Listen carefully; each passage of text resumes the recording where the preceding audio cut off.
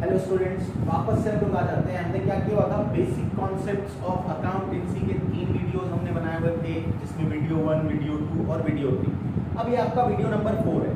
इसमें डायरेक्टली हम जो बचे हुए पॉइंट्स हैं, कुछ बेसिक पॉइंट्स हैं अकाउंटेंसी के, उनके बारे में बात करेंगे। ठीक है, तो देखो शुरू करते हैं। लास्ट वाले टॉपिक में हमने क्या किया हुआ था, लास्ट में काफी सारी चीजें हमने जाना।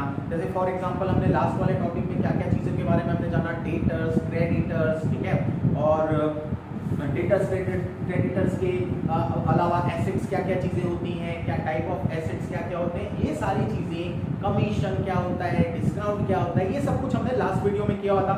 अब हम लोग जो हमारा ये आज का इस पर्टिकुलर बेसिक कॉन्सेप्ट का ये लास्ट वीडियो नंबर 4, इसमें कुछ बचे हुए इंपॉर्टेंट पॉइंट्स हैं, उनके बारे में हम बात करेंगे। तो देखो सबसे पहले हम बात करते हैं लायबिलिटी। देखो अब लायबिलिटीज क्या होते हैं। लायबिलिटीज का आपने सुना होगा कि मेरे ऊपर किसी चीज की लायबिलिटी है, मतलब मेरे ऊपर जिम्मेदारी है। जिम्मेदारी है मतलब उसको पूरा करके देना है आपको। ठीक है, लायबिलिटी का सीधा सा मतलब होता है आपके ऊपर जो किसी भी चीज को लेके जिम्मेदारी है, वो आपका लायबिलिटी हो जाता है, जिसको हम हिंदी में क्या बोलते हैं, दायित्व, हमारी रिस्पॉन्सिबिलिटी बनती है। ठीक है, कि वो जो पर्टिकुलर अमाउंट है वो हम पेमेंट कर पाए। तो ये लायबिलिटीज क्या, जो भी चीजें हमको किसी भी ऑर्गेनाइजेशन को, जिनसे हमने क्या किया हुआ था, बिजनेस किए थे क्रेडिट में, या हम उनसे कोई लोन वगैरह लिए हुए थे, या हमने उनको प्रॉमिस किया हुआ था कि इस पर्टिकुलर टाइम लिमिट के बाद हम आपका जो अमाउंट है वो पे कर देंगे, वो हमारी लायबिलिटीज होती है, वो हमारी रिस्पॉन्सिबिलिटी होती है। एक अच्छे बिजनेसमैन की खासियत यही है कि वो अपनी लायबिलिटीज सबकी होती है, लायबिलिटीज का पेमेंट वो टाइम टू टाइम करते हैं। ठीक है, तो ये हुआ लायबिलिटी। देखो लायबिलिटी जो है वो दो टाइप के, सीधे सीधे आपको दिख रहा होगा करेंट लायबिलिटी। करेंट लायबिलिटी, ठीक है, करेंट लायबिलिटी को मतलब आपका मतलब क्या होता है, चालू दायित्व। इसको दूसरे नाम से भी जाना जाता है करेंट लायबिलिटी और शॉर्ट टर्म लायबिलिटी, मतलब अल्पकालीन दायित्व, मतलब छोटे समय का।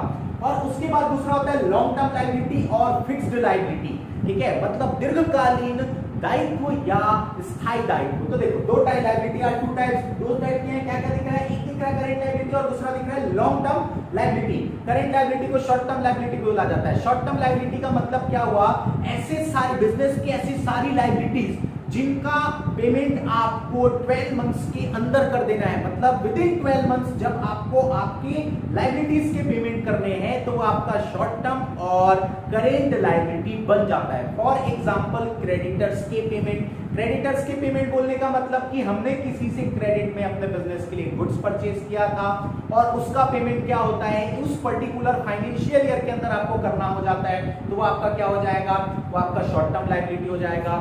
बैंक ओवरड्राफ्ट, बैंक से जब हम ज्यादा पैसे विड्रॉ कर लेते हैं बिजनेस पर्पस से हमारे करंट अकाउंट से, तो उसका भी पेमेंट विद इन 12 मंथ्स उस पर्टिकुलर फाइनेंशियल ईयर में आपको, अकाउंटिंग ईयर में आपको कंप्लीट करना होता है। तो ये आपका क्या हो जाएगा, शॉर्ट टर्म लायबिलिटी और करेंट लायबिलिटी। ठीक है, तो इसके और भी एग्जांपल होते हैं, जैसे होता है क्रेडिटर्स, बिल्स पेएबल, ठीक है, बैंक के कुछ लोन होते हैं, बैंक लोन बोल सकते हैं आप उसको। ठीक है, कि आपने बैंक को प्रॉमिस किया था 12 मंथ्स के अंदर आप उसका पेमेंट करने वाले हो, तो वो आपकी करेंट लायबिलिटी। बैंक ओवरड्राफ्ट, ये आपकी करेंट लायबिलिटी। ठीक है, ये आपके करेंट लायबिलिटी हो गया। आउटस्टैंडिंग एक्सपेंसेस, आउटस्टैंडिंग एक्सपेंसेस का मतलब कि आपने कोई काम कराया अपने बिजनेस में, work is done but payment is not done, तो वो पेमेंट भी आपको पर्टिकुलर उस अकाउंटिंग ईयर में, फाइनेंशियल ईयर में कर देना है, तो वो आपका क्या हो जाता है, करेंट लायबिलिटीज में आ जाता है। अब बात करते हैं लॉन्ग टर्म लायबिलिटी। इसका उल्टा करेंट लायबिलिटी और शॉर्ट टर्म लायबिलिटी का जस्ट अपोजिट हो जाता है लॉन्ग टर्म लायबिलिटी या और फिक्स्ड लायबिलिटी। ठीक है, जो आपको लंबे समय के लिए, मतलब आप जो आफ्टर 12 मंथ जिनका आप पेमेंट करते हो, आफ्टर 12 मंथ किन चीजों का आपको पेमेंट करना है, जो आपके बड़े बड़े लोन्स हैं उनका पेमेंट आपको आफ्टर 12 मंथ्स कर देना है। ठीक है, और उसके बाद जब आप कोई ऐसा लोन लेते हो जिसके बदले में आप मॉर्गेज रख देते हो, ठीक है, लोन ऑन मॉर्गेज, मतलब मॉर्गेज का मतलब आपने गिरवी रख दिया है। जैसे सपोज मुझे 50 लाख की जरूरत है, मैंने अपना घर क्या कर दिया, उसके बदले में गिरवी रख दिया बैंक के पास, तो वो मैं 12 महीने में तो पेमेंट नहीं कर सकता, 50 लाख रुपए बड़े अमाउंट है, तो उसके लिए क्या हो जाता है, वो लॉन्ग टर्म लायबिलिटी बन जाता है। तो ये सीधा सा बात, लॉन्ग टर्म लायबिलिटी और शॉर्ट टर्म लायबिलिटी। ठीक है, ये चीजें क्लियर। करेंट लायबिलिटी को ही शॉर्ट टर्म लायबिलिटी बोला जाता है, ठीक है, और लॉन्ग टर्म लायबिलिटी को फिक्स्ड लायबिलिटी भी बोला जाता है। अब ध्यान से सुनना, कंटिंजेंट लायबिलिटी। देखो लायबिलिटी का मैंने हिंदी में मतलब बताया था, जैसा बताते आ रहा हूं, दायित्व बोला जाता है करेंट लायबिलिटी को, चालू दायित्व, लॉन्ग टर्म लायबिलिटी को दीर्घकालीन दायित्व। ठीक है, वैसे कंटिंजेंट लायबिलिटी, देखो कंटिंजेंट लायबिलिटी को अगर हम बात करें तो ये हमारा हिंदी में कन्वर्ट होता है आकस्मिक दायित्व। ठीक है, या संभाव्य दायित्व। देखो कंटिंजेंट लायबिलिटी का मतलब क्या होता है, जो डिपेंड करता है, देखो हो भी सकता है, प्रोबेबिलिटी वाला केस हो सकता है, नहीं हो सकता है। कैसे, एग्जांपल से बात करता हूं, ध्यान से सुनना। मैं बिजनेसमैन हूं, मैंने क्या किया, मेरा काम है कोई भी पर्टिकुलर इलेक्ट्रॉनिक्स आइटम मैं सोल्ड आउट करता हूं। तो मैंने अपने किसी कस्टमर को अगर इलेक्ट्रॉनिक्स का कोई प्रोडक्ट सोल्ड आउट किया है, तो मैंने उसको क्या दिया है, वारंटी और गारंटी दे दिया कि अगर पर्टिकुलर 4-6 महीने के अंदर इसमें कोई खराबी आ जाती है तो मेरी रिस्पॉन्सिबिलिटी वो मैं ठीक करके दूंगा। तो ये दोनों चीजें हो सकती है। तो ये कंटिंजेंट लायबिलिटी का मतलब यही हुआ कि अगर वो खराब हो गया तो मेरी लायबिलिटी है ये कि मैं उस प्रोडक्ट को ठीक करके दूं, क्योंकि लायबिलिटी, मैं उस चीज के लिए लायबल हूं, मैंने वो लिया हुआ था रिस्पॉन्सिबिलिटी। तो ये एक तरीके का contingent liability. Actually contingent liability को बुक्स ऑफ अकाउंट में शो नहीं किया जाता, नीचे एक छोटा सा नोट बना के लिख दिया जाता है, क्योंकि डिपेंड करता है, हो भी सकता है, नहीं भी हो सकता है। ठीक है, जैसे आपके ऊपर, आपके बिजनेस के ऊपर कोई क्या चल रहा है, कोई भी अचानक से किसी ने केस कर दिया, ये आपकी कंटिंजेंट लायबिलिटी बन जाती है। ठीक है, तो ये कंटिंजेंट लायबिलिटी को आप बुक्स ऑफ अकाउंट्स में क्या करते हो, शो नहीं करते, नीचे एक प्रॉपर छोटा सा नोट बना देते हो और उस नोट में आप लिख देते हो कि भाई ये चीजों को लेके कंटिंजेंट लायबिलिटी हुई है। ठीक है, तो ये हमारा हुआ कंटिंजेंट लायबिलिटी। अब आगे हम बात करते हैं रेवेन्यू। देखो रेवेन्यू का हिंदी मतलब एक्चुअली हो जाता है आगम। ठीक है, रेवेन्यू का मतलब, देखो रेवेन्यू के जस्ट बाद आपको दिख रहा होगा इनकम, इसको हिंदी में बोला जाता है आय। दिखने में एक जैसा है दोनों अलग अलग। रेवेन्यू का मतलब आपके डेली रूटीन के बिजनेस के ट्रांजैक्शन से जितने भी पैसे आपके पास आए हैं, सिर्फ देखो यहाँ पे आपके बिजनेस के एसेट को सोल्ड करके आए हुए पैसों को नहीं लिया जाएगा, या वहां से आए हुए पैसों को ना लेके आपको क्या करना है, आपके बिजनेस के, जैसे आपने कोई गुड सोल्ड आउट किया है, उसको सोल्ड आउट करने के बदले में आपके पास पैसे आ रहे हैं, तो वो आपका क्या है, रेवेन्यू है। वो पूरी चीजें आपके रेवेन्यू के कैटेगरी में आ जाती है। जैसे मैंने क्या किया, गुड्स बेचा 1 लाख रुपए का, तो वो पूरा 1 लाख रुपए मेरा क्या है, रेवेन्यू है। डिस्काउंट रिसीव करने से मेरे पास, डिस्काउंट रिसीव किया मैंने, गुड्स परचेज किया कहीं से, वो मेरा रेवेन्यू है। ठीक है, इंटरेस्ट रिसीव किया, कमीशन रिसीव किया, वो मेरा रेवेन्यू है। तो जो भी पैसे मेरे बिजनेस में मेरे पास आएंगे वो मेरा क्या हो जाएगा, रेवेन्यू हो जाएगा। ठीक है, और इनकम का जस्ट अपोजिट मतलब क्या होता है, जब आप अपने रेवेन्यू में से अपने एक्सपेंसेस माइनस कर देते हो। देखो रेवेन्यू जनरेट किया है हमने, तो भैया मेरा बिजनेस है, मैं क्या कर रहा हूं, सामान बेच रहा हूं, पैसे आ रहे हैं, तो सिर्फ वही तो नहीं है, मेरे को अपने वर्कर को भी पेमेंट करना होगा। ठीक है, मुझे रेंट पेमेंट करना होगा, इलेक्ट्रिसिटी एक्सपेंसेस होंगे, बहुत सारे ऐसे एक्सपेंसेस हैं। उन बिजनेस के एक्सपेंसेस को जब मैं अपने रेवेन्यू से माइनस कर देता हूं, तो जो बच जाता है वो मेरा इनकम बन जाता है। देखो और क्या क्या चीजें होती है, देखो ये जो इनकम है इसमें एक और चीज आती है। इनकम का मतलब क्या हुआ, मैंने, देखो अब मैं आपको बताता हूं, रेवेन्यू, रेवेन्यू का मतलब क्या हुआ, मैंने क्या किया, सामान बेचा, 50,000 मेरे पास आ गए, मेरे पास इंटरेस्ट आ गया 10,000, 60,000 हो गए, मेरे पास कमीशन आ गया 10,000, 70,000 रुपए हो गए, मैंने डिस्काउंट रिसीव किया था 10,000 का, 80,000 हो गए। तो ये टोटल 80,000 मेरा क्या था, रेवेन्यू था। अब अगर मुझे इनकम कैलकुलेट करना है, तो देखो ये 80,000 रुपए मैंने अर्न किया। अब मेरी बात ध्यान से सुनना, जो सामान मैंने बेचा है वो भी तो मैं खरीद के लाया हूँ 50,000 का सामान। ठीक है, तो हो सकता है वो जो सामान मैंने बेचा है वो 30,000 में खरीदा था, तो वो मेरे कॉस्ट ऑफ गुड्स सोल्ड बन जाएंगे। मतलब मैंने जो सामान बेचा है उनका कॉस्ट, हिंदी में बोला जाता है कॉस्ट ऑफ गुड्स सोल्ड को बेचे गए माल की लागत। ठीक है, तो कॉस्ट ऑफ गुड्स सोल्ड से वो 30,000 में माइनस कर दूंगा, बचा 50,000। मेरे जो एक्सपेंसेस है बिजनेस के, डेली रूटीन के एक्सपेंसेस, मंथली एक्सपेंसेस, उन एक्सपेंसेस को मैं माइनस कर दूंगा। सपोज वो एक्सपेंसेस मेरे ऑलमोस्ट 30,000 के आसपास है, वो 30,000 मैंने माइनस कर दिया। अब सारी चीजें माइनस कर दी मैंने अपने बिजनेस के एक्सपेंसेस, बच गया 20,000, 20,000। यही 20,000 मेरे बिजनेस के लिए इनकम बन जाएगा। ठीक है, और ये प्रॉफिट भी नहीं है, ध्यान से सुनना, प्रॉफिट अलग चीजें हैं। प्रॉफिट में आप जब अपने टैक्सेस जो होते हैं, इंटरेस्ट जो आपको पेमेंट करना होता है कुछ चीजों को लेके, वो जब आप पेमेंट कर लोगे, माइनस कर लोगे, तो फिर इनकम में से वो चीजें माइनस करने के बाद फिर आपका प्रॉफिट कैलकुलेट होता है, जो प्रोप्राइटर अपने जेब में डालता है और निकल जाता है अपने घर को सीधे। ठीक है, तो रेवेन्यू और इनकम, ये दो चीजें इंपॉर्टेंट थी, ये आपको समझ आया होगा। अब आगे हम बात करते हैं, देखो बिजनेस लॉस। अब देखो ये बिजनेस लॉस क्या होता है, ये बिजनेस लॉस के बारे में मैं बात करता हूं। भाई आपके बिजनेस में लॉस भी हो सकते हैं ना, कैसे लॉस हो सकते हैं कि आप बिजनेस कर रहे हो, भाई प्रॉफिट ही नहीं होगा, इनकम ही नहीं होगा, रेवेन्यू नहीं होगा, उसके बदले में कुछ लॉसेस हो जाते हैं आपके बिजनेस में। तो ये लॉसेस को क्या बोला जाता है, बिजनेस के लॉसेस बोले जाते हैं। इनके बिजनेस लॉसेस के दो टाइप्स होते हैं, दो प्रकार के होते हैं, ये normal loss, abnormal loss. Normal loss को हम बोलते हैं हिंदी में सामान्य हानि, एबनॉर्मल लॉस को असामान्य हानि। नॉर्मल लॉस का मतलब क्या होता है, ऐसे बिजनेस के सारे लॉसेस जो आपके हाथ में है नहीं, आप रोक सकते हो। ठीक है, आप क्या कर सकते हो, उसको जो हो के रहेगा, ऐसे सारे लॉसेस जो हैं वो हो के रहेंगे आपके बिजनेस में।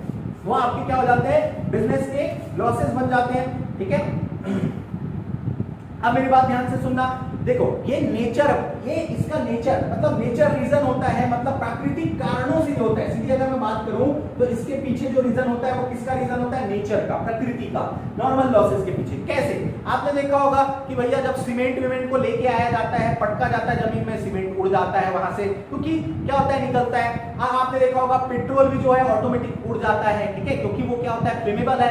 तो ये सारी चीजें जो ये ऐसे लॉसेस होते हैं जो होना कंपलसरी है। जैसे कोयला सूख जाता है, कैसे कोयला सूख जाता है, कोयले को क्या होता है, बड़े बड़े ट्रक्स में जब आप निकालते हो तो कहां से निकालते हो, जमीन के अंदर से निकालते हो। भाई जमीन के अंदर से निकालो, पानी में भीगा है, गीला रहता है, क्या होता है, धूप में सूख रहा है तो उसका वेट ऑटोमेटिकली कम हो जाता है। तो ये सारी चीजें किनके कारण होती है, नेचर के कारण। उनका ऐसा नेचर है, वैसा होके रहेगा।